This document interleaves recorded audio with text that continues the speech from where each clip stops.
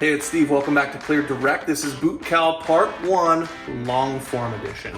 You guys mean the world to me. The long form guys who watch and gals it from beginning to end. Man, you guys are troopers. I hope you get something out of it. This one has a lot of useful things that I have learned. They're not tips because I'm a first-time builder. I'm not giving any advice out. I am just sharing with you what I have learned. And I think you might enjoy that in this episode. Lots learned on this one. But we're going to get into the boot cowl side skins, the bottom skin, the firewall, and even, yes, you can see right there, the engine mount. So let's get out.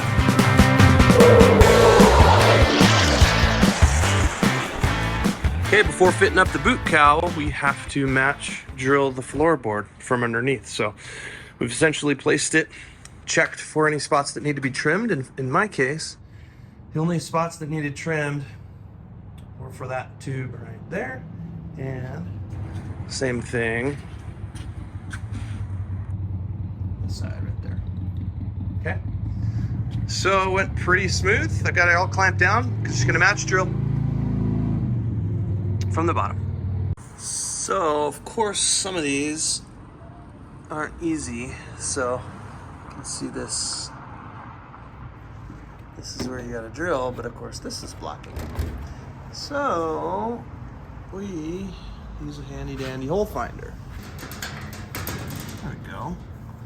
And this is a 30 size hole finder, which will be fine initially, but then you have to drill it out to number 11. Stainless steel firewall. Okay. It's pretty dinged up. I'm not gonna send it back or anything, but it's pretty messed up. I think it'll work just fine. It's also not very clear which side's supposed to overlap which, so I'm just copying good old Ruben, who overlapped it like so.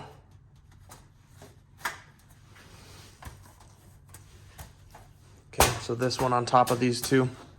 The other thing he did that I'm gonna copy, so I'm gonna mix up some Pro Seal and put a little bead between each of the seams, since you don't want any of those fumes to get inside of the cockpit. So we're gonna seal that off. And then later on, we're gonna seal the other little gaps right there. Okay, I got the Pro Seal here. I've never worked with this stuff, so I'm eager to do that. I got the scale because it's a 10-to-1 thing. I got the mixer here. I've got the sheet metal propped up, or the stainless steel firewall propped up and clecoed together. We've got it masked off. I'm gonna remove the clecos, mix up the Pro Seal, put down the Pro Seal, re-cleco everything, and then get to riveting. I've got the air gun set to about 100 PSI. I've got the rivets right here, so I think we just glove up and get to going. It's a little bit cold out, so it's not super viscous, but let's tear it. I'm not gonna do very much. I don't know how much. It's pretty dense stuff, so maybe 10 grams of this to, geez, this stuff is gooey. It's probably about a gram.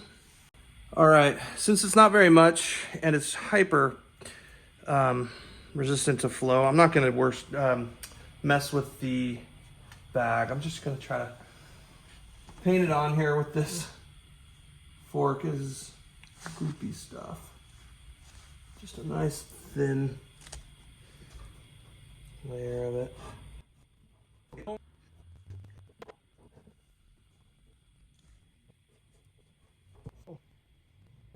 right.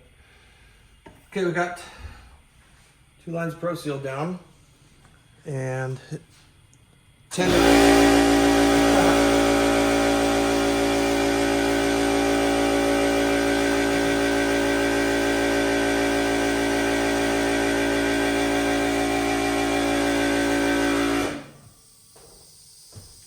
Seemed like 10, get a little bit more here, 10 grams of the base and then 1 gram of the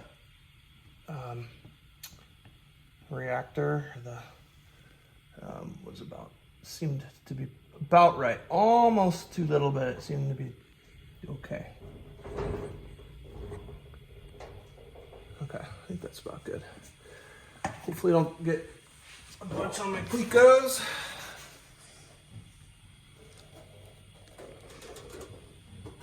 I've heard you're supposed to kind of just bring your finger.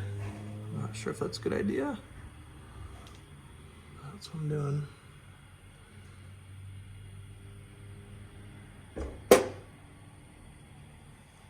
Smooth it out.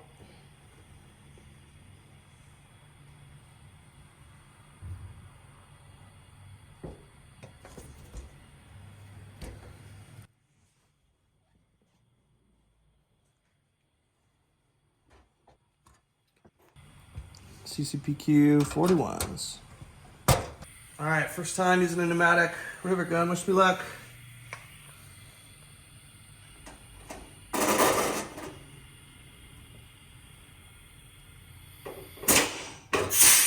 Nice. There we go.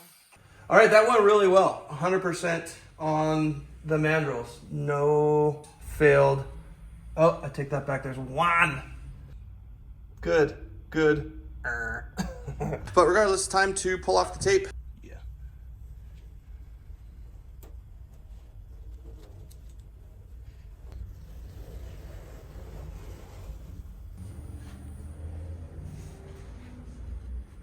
I don't know if I addressed the difficulty I had on station 11 rivets. You're gonna see 4 failed rivets because I tried to do them 4 different ways. None of them worked. So if you zoom in, you can see like this failed rivet. I haven't drilled these guys out yet, but, and then this is a very structurally important part. So I spent the $25 to get this shipped to me, close quarters wedge, and I'm about to give it a shot. Please.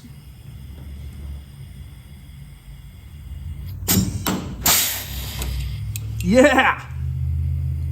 Destroyer. Left a little bit of a, that's not even a ding. Just sand that out. Good, that's exciting. Okay, thank goodness. Turns out failed rivets are about the easiest to drill out. That's a silver lining, I guess. Boom.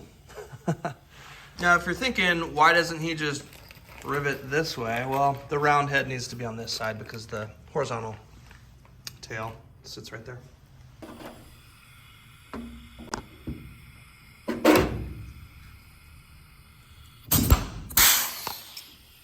I'm gonna save you a bit of frustration because I went through this and was befuddled. The instructions at the beginning of the boot cowl say to locate a long 3/8 inch and 7/16 inch drill bit.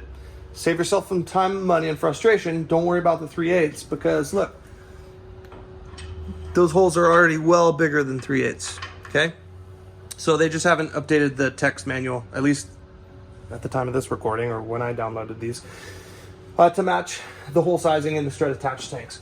So the game plan, because you do not want a loose, sloppy fitting bolt, 7/16 bolt, when you attach your lift strut to the tang. So right now, clearly it needs to be upsized. So do I just trust that brand new drill bit? Probably, but I'm gonna try to be smart and do some testing. I've got the scrap from the leading edge spar from where I cut out the landing light. You can see I've done this before. This was for the leading edge bolt attach point. I think eventually goes through here, but I did that a few months ago. So I'm gonna use the same piece and start out small and step it up to just shy of 7/16. Use the 7/16 drill bit and see if I can get a good snug fit with this bolt. If it barely goes in, I need to use a rubber mallet to tap it in.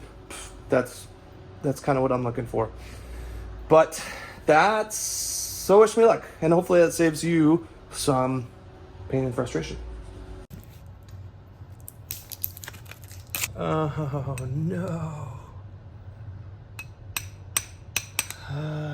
The helpful hardware folks had a 13/30 seconds, so we're going to try this first and just slowly step our way up into that one if we even need it. I'm using this angled drill just to have a little bit more clearance so that the side of the fuselage doesn't interfere at all and it can go in nice and straight.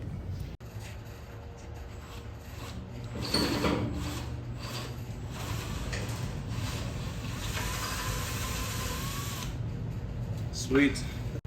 Oh, yes. I think that might be the fit we're looking for. 30 seconds. Yeah, that's super secure, as you can tell. We can tap it in the rest of the way when we're ready, but that's great. Got a couple 5/16 bolts to pin Firewall Station 1. Then we want to center it side to side. Firewall's a little bit warped, but it's thin stainless steel. It'll submit, it'll comply.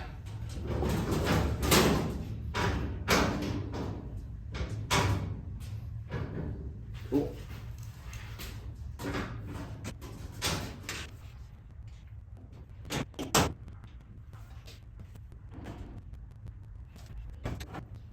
I'm amazed how long it takes this Pro Seal to dry. Granted, it's pretty chilly in here. It's 10 degrees outside Fahrenheit. It's, you know, it's well above freezing in the garage, but you accidentally touch it. And this is 4 days later. I still get gunk on my fingers.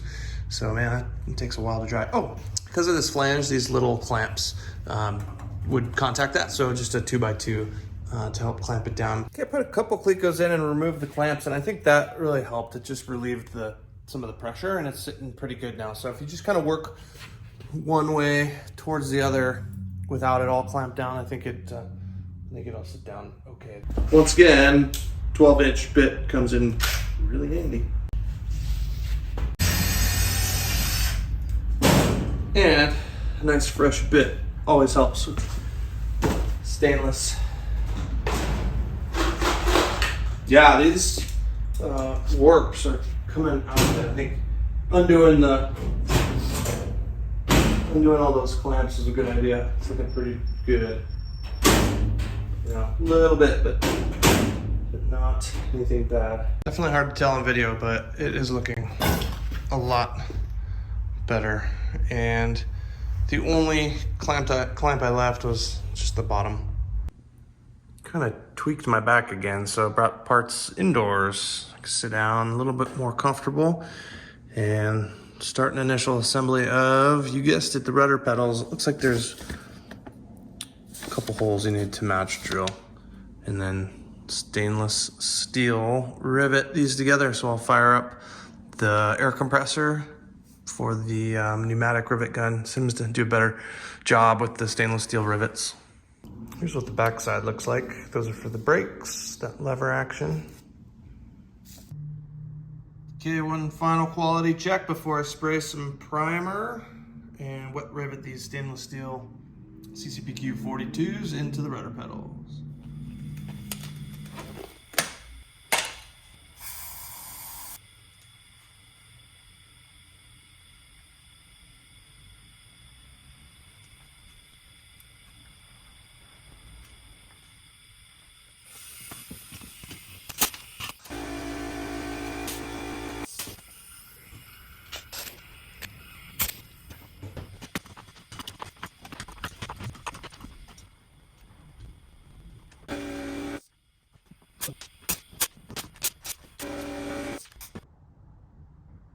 All riveted up. Next step is to scuff them up with a little sandpaper so I can spray some truck bed coating on them for a little grippiness at the same time as I do the firewall. Before I spray the inside of the firewall, or the aft side of the firewall, with truck bed liner, I'm trying to get all the holes drilled. Not all the holes, because I know there's going to be more holes. The engine sensor, wire, transit hole, but there's a good page in the figures manual that gives you a heads up on the parking brake, which is this, how to mount that. So there's another hole I got to drill there. And then the stop bracket, which is this. And also the reservoir, brake fluid reservoir. And that is not super clear. I just kind of figured it out that I've got to drill a number 11 through the fuselage tab. And what that looks like is just like any of these tabs, but it's this one over here. And so you got to drill that out to number 11 and then use the reservoir, reservoir itself to find the spacing of the other number 11. So that's what I'm doing now before I remove everything, scuff it up, and spray with bed liner. God, it took me forever to find the hydraulic brake fluid reservoir. It comes in a box like this. It's because RANS didn't ship it with everything. They had to drop ship it later on, so I put it in the wrong box. But this is what it looks like. But I was tearing my hair out. It was baffling. Sorry. So I just got a 3/16 Cleco in there, and I found that it was pretty hard to eyeball level. So back to the trusty level. This is kind of how I did it. Turn it on, find a reference point. This looks pretty good. Right there. Reference it out, turn it to 0. And then just kind of get it pretty close. There we go. Yeah. Okay. And then you can see I just reached in there with a Sharpie. I don't know if you can see it, but mark that out. We'll remove it. We'll drill it to number 11. And then let's see, the parking brake mounts here. And then from the center of this hole, you go over X amount and up Y amount. And there's one hole. And then you use that hole to Cleco in the bracket. And go from there. So those are the only holes I'm gonna finish up drilling before I scuff it and paint that side. Figure I'm doing all this work on the nose, why not turn the airplane around?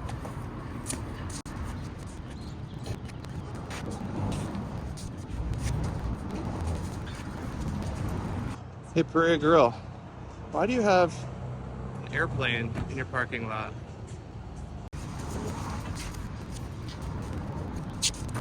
Got quite a few looks from all the people driving around the clearance circle. The thing with this wide angle lens is it shows a lot more of my mess, but I'm making progress, so it's my process. Sorry guys. Okay, aluminum dust is bad.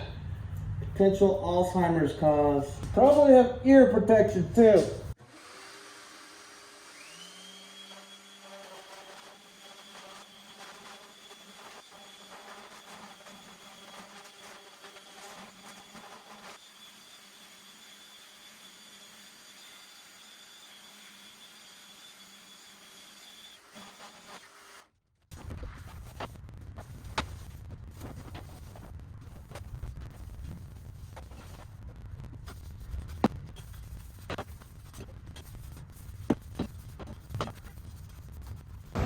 Okay, all masked up. The only problem is the weather. It's a little bit rainy.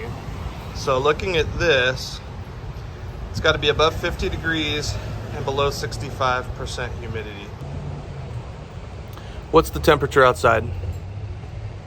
It's 52 degrees right now. Woo, that's close. What's the current humidity? Oh, 71. We could wait. Or we could live dangerously. What do you think, Kobe? Dangerously? Let's do it. So we'll wipe down. Shaking this for at least a minute.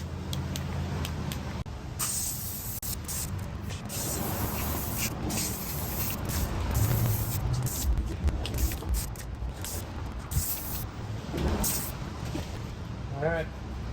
We'll let it dry for, it says an hour at 70 degrees. It's 50 whatever, so call it 2 hours. We'll put on another coat. You can see in that one, it's got a good drip going on. So we'll see how it dries. Maybe I'll have to sand it, but otherwise it looks really nice. Dude, I literally just remembered I've got a heater right there. That'd be perfect. Let's throw that bad boy on. Literally never used this thing, so this is great. Put up this cardboard wall, just because south wind, a couple drops were coming in. It's not bad, it's just a couple drops. So I just put up the board and it'll help with the next spray. And I was sitting here, I was thinking, I'd like to let this dry, as the instructions say, for like 72 hours before putting items in your truck bed. But really the next step is to put the firewall back on the airplane and start working on the boot cowl. And that's pretty involved process that I'm not looking forward to anyway. And I've got another trip here in a day and a half that I think I'm just gonna wait. I'm just gonna let it cure, let it dry. So I contacted Titan. This was regards to the questionable engine change.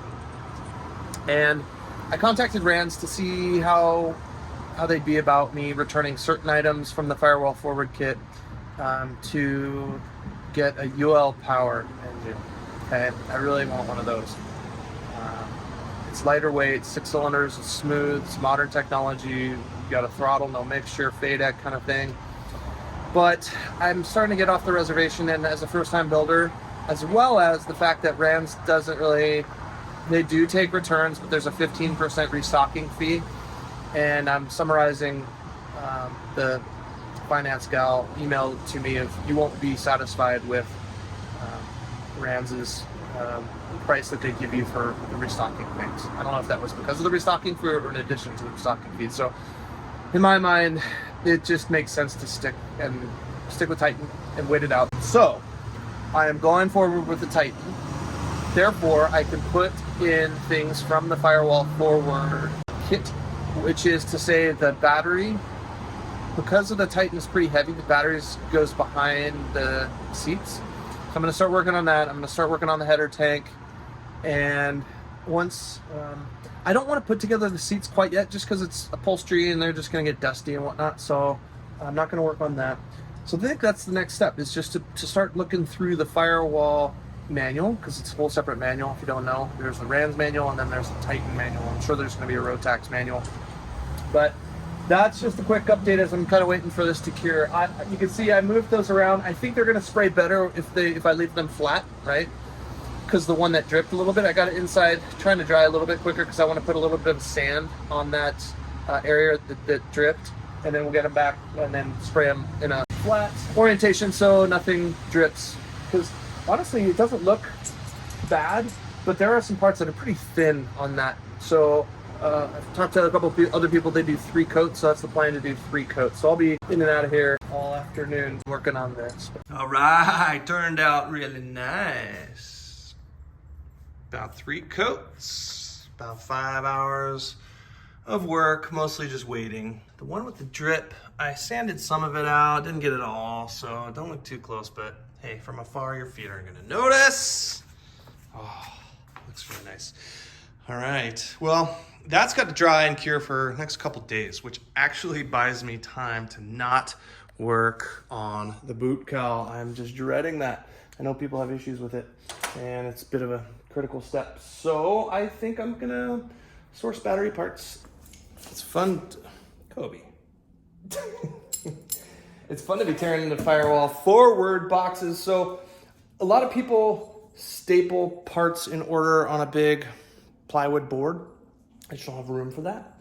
So what I did way back when I got my kit was put different hardware for kits in different boxes, as well as organized by priority number, because part numbers doesn't really make any sense. So you get your inventory, and your priority numbers actually make a lot of sense, and smaller numbers typically is a smaller part.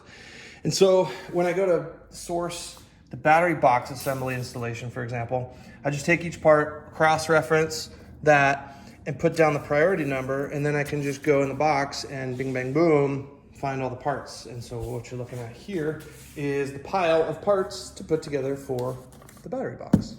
Okay, I'm back from another trip, got my battery, we got power, so let's work on the battery box, get this finished up, make sure that it fits this battery. It's pretty much designed for this battery. I got it direct from Odyssey, or one of their authorized resellers, a lot cheaper than elsewhere. I'll just leave it at that. So this grounds to the cage, and you just kind of take I think it was 1/4 inch through there and all the way through the bottom skin, because that's the ground. Kind of connects both the cage and the skins for a nice big ground. Nice big ground, 4-gauge ground cable here, and then it'll connect to the battery right there. So that's what we were working on today. Still trying to avoid working on the boot cowl, but that's next. That's next. Huh, Kobe? Okay, some things that I'm noticing on this to stray from the instructions is rather than... So I'm going to wet rivet because they're stainless steel CPQ42s going into an aluminum box. So I'm going to wet rivet with primer. So I want to do it all at once. There's 7 rivets that go in here, and you got to pay attention where, because you can see I'm using the bigger clecos for the number 11 holes, which are bolts that go into little 8L clamp sort of thingies. So what I'm getting at is I want to just wet rivet all at once. So 4 down here on the stands, and then 3. I drew a little arrow. 1, 2, and 3. It says for you to do that and then to go ahead and match drill or drill out to number 11. Well, I don't like not deburring. So if you rivet first, then you're not going to be able to deburr your number 11 size holes. So I just drilled out the number 11 size holes. I'm going to take everything apart, clean it up, and then we'll get to wet riveting. Okay, the other thing that I'm doing different is you can see these, they want you to go this way with the rivets. I'm going to reverse that because getting, you know, right up against this flange, you can do it, right? We've done it before with the close quarters angle, but really I cannot see a reason why I can't just easily rivet through this side. Additionally, if I have the domed flat side of the rivet right there, it won't interfere with the station 3 frame right there. Okay, so hopefully I don't regret it, but that's another way I'm straying from the instructions. This is called the battery bar. It's just essentially goes in on top of the battery to keep it secure. And you anchor it with, you got to drill little holes for cotter pins to secure it in place. But it said just slide it through. Well, I can't slide it through. I gotta upsize it just a hair. So I'll try to let you know. Let's see, it's a 1/4 inch, so just one size up from a 1/4 inch.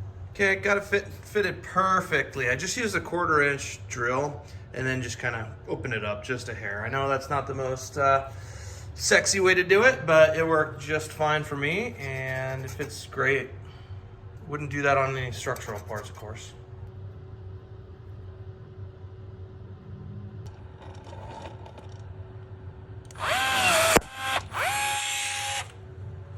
This is where it goes. So got the clamps in place. I marked out the location for the clamp and putting some anti-chafe stuff, aka just electrical tape around it.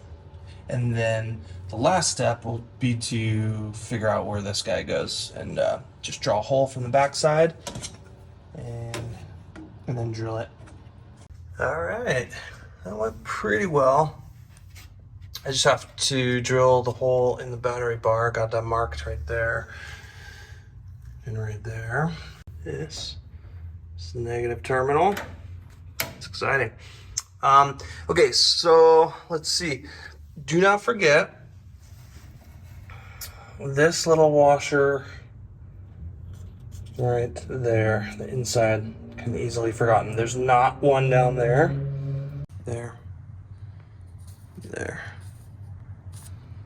Okay, I got a taste of what it's going to be like to drill out the seat tubes. Apparently that's a bit of a challenge, but this was pretty tiny and got it pretty nice. So just center punched a pilot divot and then went straight with a 40 and a vise, and it went pretty good. So call this job complete. Cotter pins, I'll probably just leave them out for now. See if I got this waiting for me to put in the header tank, but I think it is time to conquer boot cowl. All right, I've got the rudder pedals assembly ready to go, parts sourced, and orientation. You just got to kind of pay attention how these go. I think eventually they'll go like this, right? But first step, now that these are dry and cured and all ready to go, is to put the plastic bushings in the swivel guide. There's 3 per rudder pedal. And then line up the tang to then match drill number 11 into the side of the rudder pedal. To then put in a stainless steel rivet.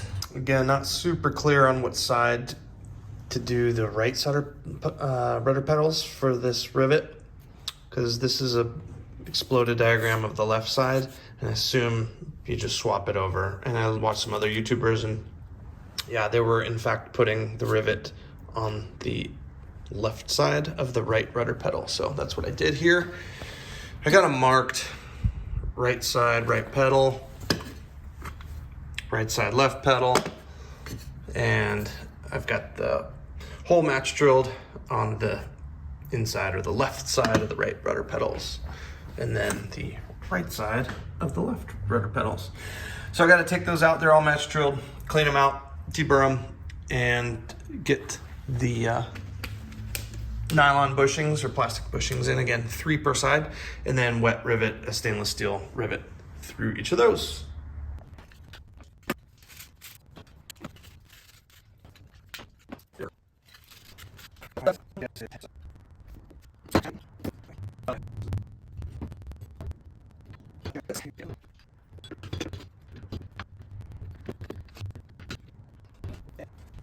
These are the big guys, CCPQ 62s. So I'm gonna have to change the tip on the riveter. And again, big stainless steel rivets. I've had better luck with the pneumatic.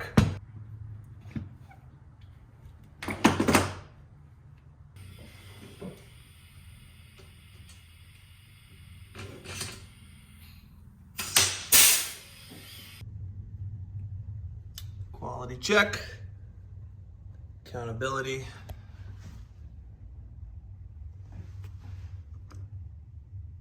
Looks good. Cotter pins, and then onto this guy, mounts.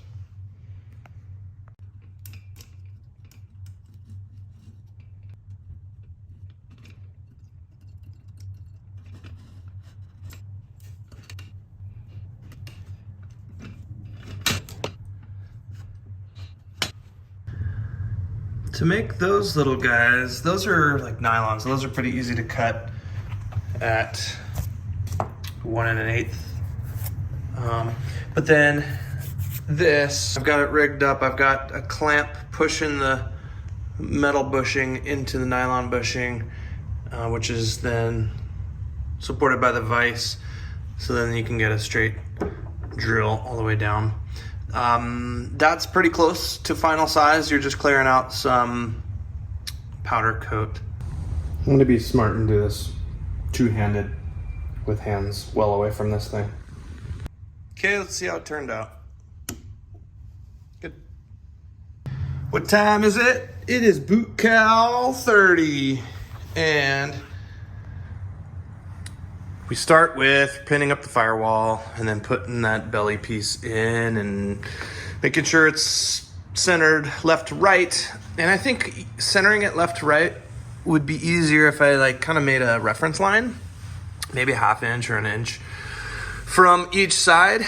And then you can just kind of visually line it up a lot better that way. This process would be a lot easier with 2 people.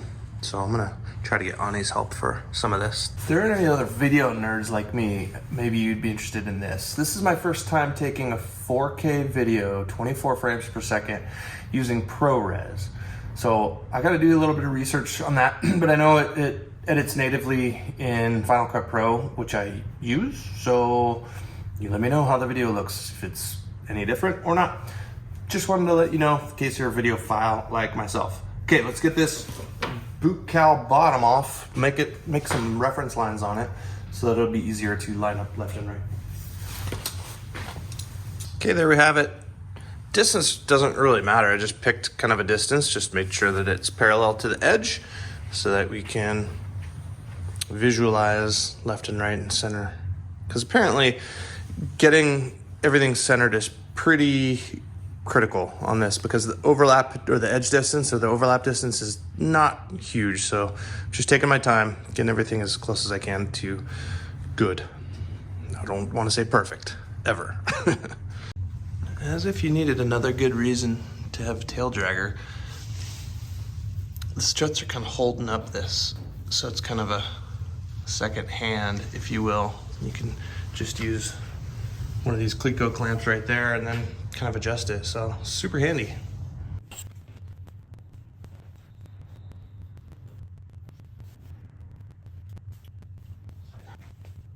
Well, with the help of a beautiful assistant who is in pajamas who didn't want to be shown, we got this aligned as, I'll say it, as perfect as it's gonna get, okay?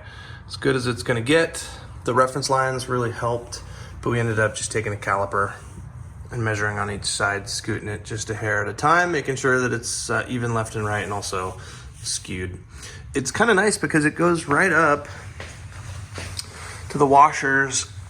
So kudos to RANS, because that distance, and also here's a challenge, is, you know, there's a little bit of flex in the firewall, but kudos to RANS because that distance is about perfect from the washers in the strut to here.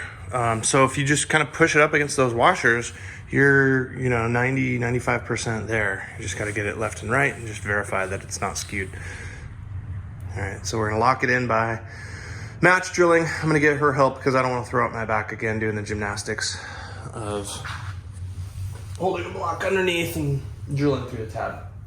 Learned my lesson the hard way. It's a young man's game. Well, I couldn't wait for my lovely assistant, so I just did it myself. Wasn't too bad. Now I'm moving on to the stiffener, boot cowl stiffener, and I only found one. There's supposed to be 8, and rarely do you find parts scattered.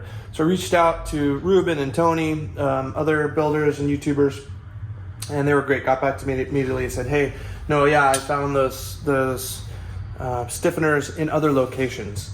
So one of the stiffeners that I found, I think, was in the package with the skin itself.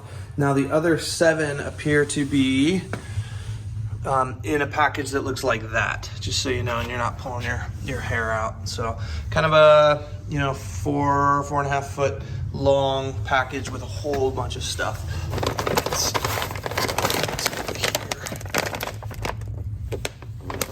We're looking for more of these 685s and a mess of this. So sure we'll find it. Well, that's not good. Not in here. Well, when moving the table around, it kind of blocked access to down there, and I think that's where they are. Let's go check. I know. Some of you are just disgusted by my workshop, but that's gotta be it. It's gotta be, right? Yay! Yeah, so why was there the same part number on the other package? But I didn't film it, but I did check the quantity. It said 1 on the other side. Now there's 8, so I don't know. I'm sure it makes sense in the grand scheme of things. Once this is done, I'll understand it and explain it to you. But gosh, I'm wondering if these are the stringers I was missing for here. I bet you that's where they are. Let's find out.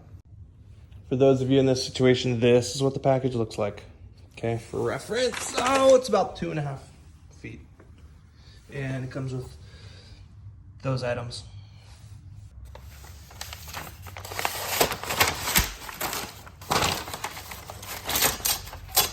Yup, sure enough, these are the stringers I was looking for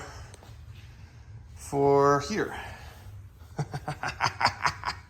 So if anybody needs any extra stringers, let me know. And sure enough, here are the angles. Yep, 685, giddy up, in business. Sketched out where these stiffeners will end and also numbered them because they're well, there's two that are same, number 1 and 4 for me on the outside. They're 21.5. And then number 2 is 17 3/4. Number 3 is 16 5/8. So let's cut those, get them going.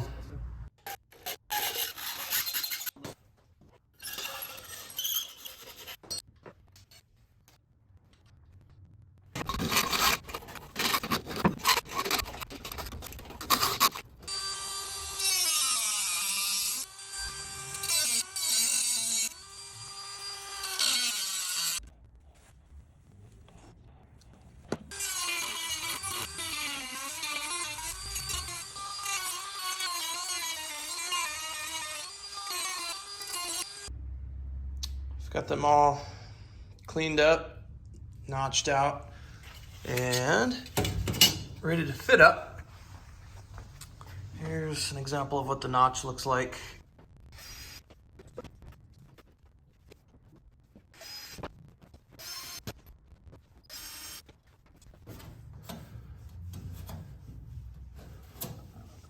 Okay, done with this step. That was pretty good.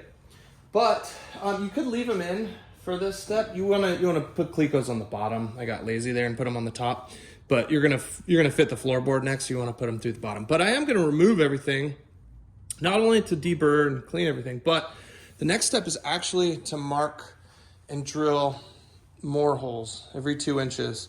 So what I'm gonna do is I'm gonna take these out, draw the center line amongst all those holes, and then use a piece of scrap stringer that has holes drilled every 2 inches and just mark it, and I think it'll be a lot neater.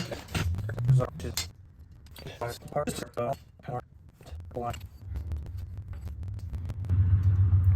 then I'm going to drill these probably on the drill press with a size 40 and then put them in place and then use that as a guide to final size and drill through the bottom skin. Okay, the drill press made quick work out of that. So you notice they don't look perfectly aligned with the metal, but they are aligned tab to tab. So they'll look a little bit more correct on the belly of the fuselage. But, all right, time to get them pre-clecoed in there, and then we'll just final size / match drill.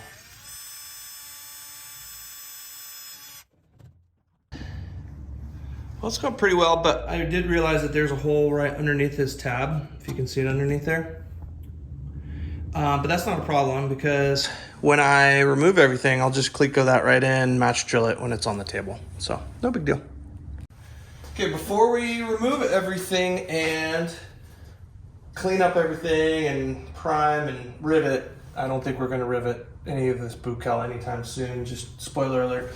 We're putting back in the floorboard because the flanges on the skin stiffeners and the flange on the floorboard will interact. So we got to take off the flange of the floorboard in those places.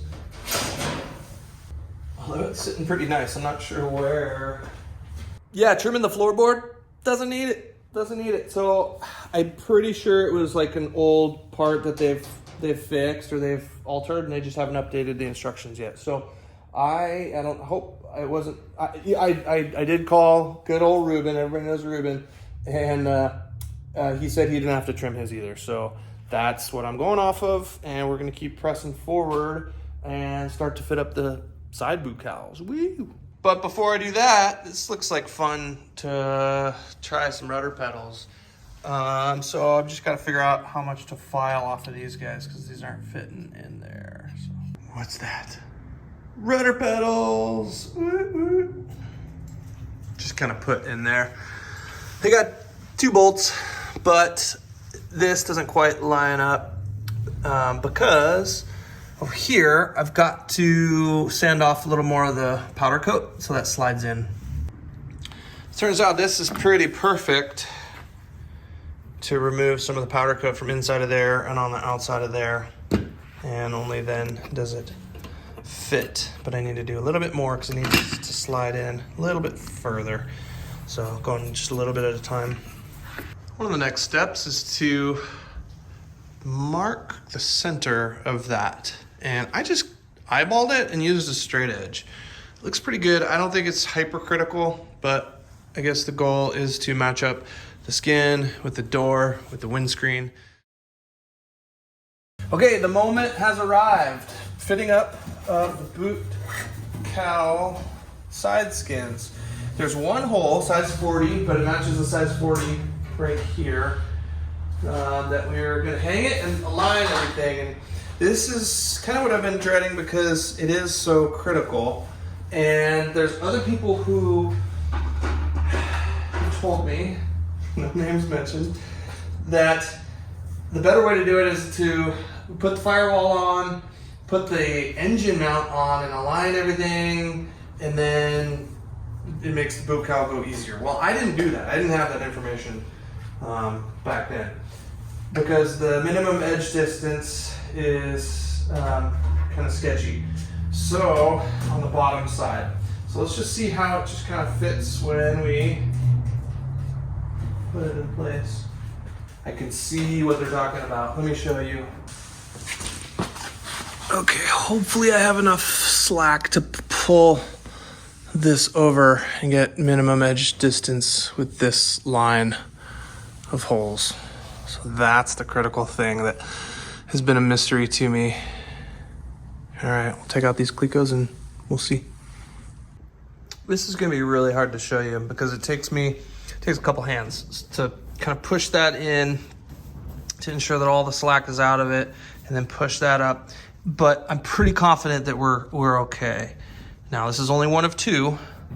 So if we're good here, maybe we're gonna sacrifice distance over there, I don't know. But I'm worrying too much about it. I just need to keep pressing forward and hopefully everything turns out right. Okay, this is where this line starts coming into play. And I'm guessing forward and aft, I mean, I'm so close, that's gonna be okay. I think it's mainly just wanting to ensure that you're at least parallel to that line because you don't have a lot of option to move it forward and aft since the firewall is pretty well locked into place. So I think if I push it out a little bit forward, we can get it kind of parallel. Hard to see, maybe if I go super wide view. It looks pretty decent there. So I imagine I'll probably clamp right here.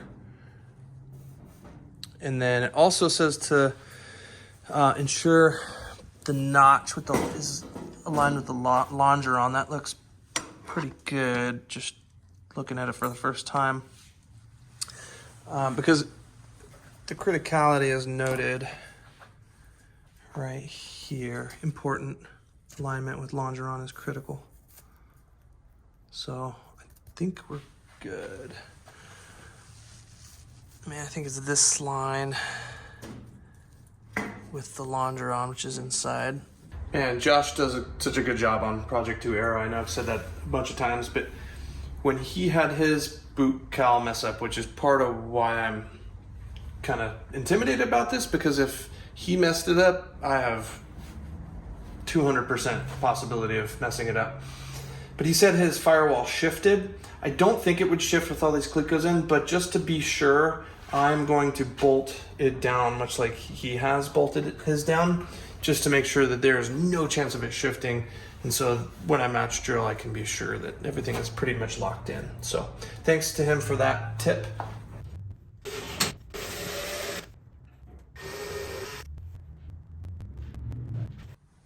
All right, firewall on. That was some muscling. It is just to keep the firewall and everything in place while we work on the boot cowl, clearly. But one thing I was noticing is there's an odd number of washers. That's because this guy does not get a washer because it looks like there's gonna be a ground strap that takes the place of a washer right there. So I'm guessing you're gonna have to file off the powder coating and do all that just like we did back there in the battery box. Okay, it is the next day and I've started the actual match drilling. And it is time for the skin stiffeners to go on it. And I made the fatal error of measuring once, so I'm having to cut twice. Good news is that I had an extra piece of stiffener. Remember, I only found one and then I found the 8, so this was left over. I checked the inventory and there's only supposed to be 8, so this is number 9. Your results may vary, but 13 inches for this top stiffener and then 18 3/4. I just went 17 3/4, but that's not good enough, so that's where I went wrong. Oops. But so far so good. This whole process is, I don't want to jinx it, but I won't even say it. I'm not going to video much today because it's a lot of just match drilling and positioning stiffeners, which you saw me do on the bottom, just on this side. I'll probably stop short of doing the bottom because that's, I think, the critical area. And I don't think I'll get to it today, which means I won't get to it in the next few days. See, I got to wake up at 3:45 a.m., drive to Portland to start a trip, going to Kona, San Diego, Cancun, back to Portland over 4 days. So a fun little trip, warm up a little bit, and but I'm just gonna put the camera down, continuing on. Avoiding work, can you tell? Man, this is going pretty darn well. I'm really, really happy. Let me show you, give an update and wrap it up. Okay, so as you can see, I've started working on the front edge of this boot cowling. I've got the spacer strips in there, both top and bottom. Obviously it's pretty dirty, but then I started working on using a 40 size drill and clamping as I go, using these clamps to really keep it squeezy tight. Okay, and you can see right here is an area that I'm not super thrilled at. Let me show you why. Okay, you can see in there, so there's a little bit of a gap. So this is for you know, builders just starting out, something that would have tripped me out at the beginning of the build, but now it is no big deal because I've done spacer strips before, right? The side of the fuselage, if you remember that. So this is a perfect time to just fabricate just a little strip of aluminum, prime it, because it's against stainless steel, raw stainless steel this time, and then just have it go from about here to here through about 3 rivets, increase the rivet depth as necessary, and that will take care of that absolutely no problem. This side won't have that problem. It's laying nice and flush just because I didn't get it perfectly centered left and right.